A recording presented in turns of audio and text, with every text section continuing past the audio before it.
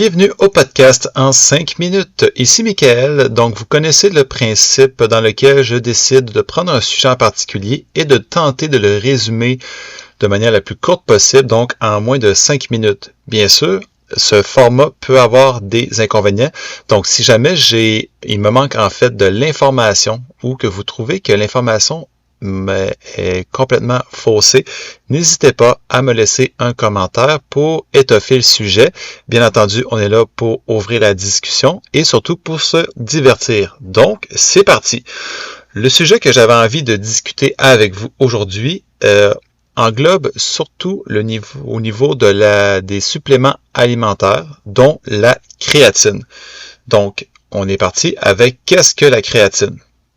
La créatine est un composé naturellement présent dans le corps humain.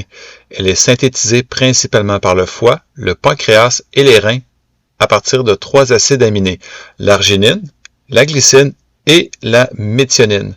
Elle est ensuite stockée majoritairement dans les muscles squelettiques sous forme de créatine libre et de phosphocréatine. Elle joue un rôle central dans la production rapide d'énergie lors d'efforts de courte durée et de haute intensité, via le système de l'ATP phosphocréatine.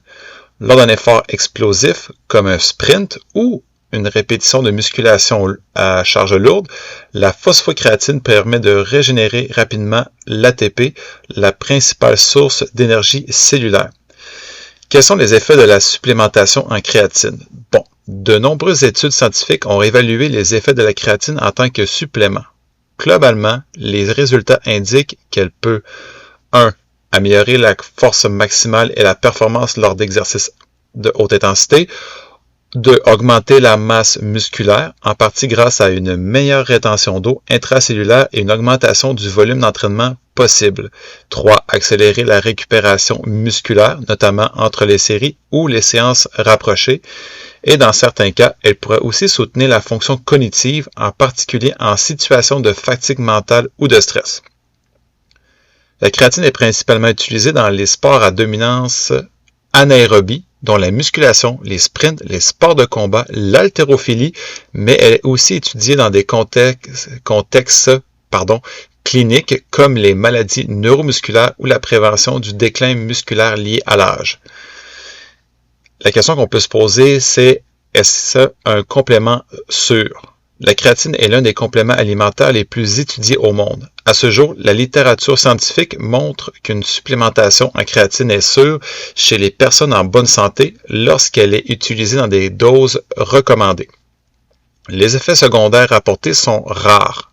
En effet, les plus courants sont une rétention d'eau et parfois des troubles digestifs liés à une dose trop élevée ou mal répartie. Il est généralement conseillé de bien s'hydrater pendant la prise de créatine, bien sûr, et aucune preuve solide n'associe la créatine à des dommages rénaux ou hépatiques chez des individus sains, donc des situations dans lesquelles on avait entendu qu'on était plus jeune. La dose la plus fréquemment utilisée est de 3 à 5 grammes par jour.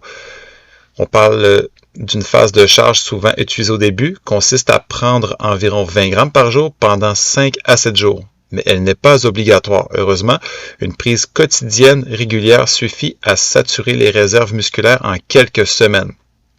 Une autre question qu'on peut se poser, c'est qui peut en bénéficier? La créatine est surtout utile aux personnes pratiquant des activités de courte durée et de haute intensité, mais elle peut également intéresser les personnes âgées pour le maintien de la masse musculaire et certains végétariens ou végétaliens dont les apports alimentaires en créatine sont généralement plus facilement faibles. Elle ne s'adresse pas forcément à tous les profils. Pour les sports d'endurance, par exemple, ses effets sont beaucoup plus limités. Enfin, comme pour tout complément, la créatine ne remplace pas un entraînement adapté ni une alimentation équilibrée. Elle agit comme un soutien, pas comme un substitut. Et en résumé, la créatine est un complément dont l'efficacité est bien documentée pour améliorer la performance dans des efforts intenses avec un profil de sécurité solide dans lequel elle est bien utilisée. Si vous envisagez d'en prendre, il est toujours recommandé d'en parler à un professionnel de la santé, surtout en cas de pathologie préexistante. Donc, j'espère que ça fait un peu le tour du sujet de la créatine. Comme je vous l'avais mentionné, n'hésitez pas à laisser un commentaire pour étoffer le sujet, partagez, abonnez-vous et on se voit pour le prochain podcast avec un sujet tout aussi intéressant en moins de 5 minutes. Au revoir.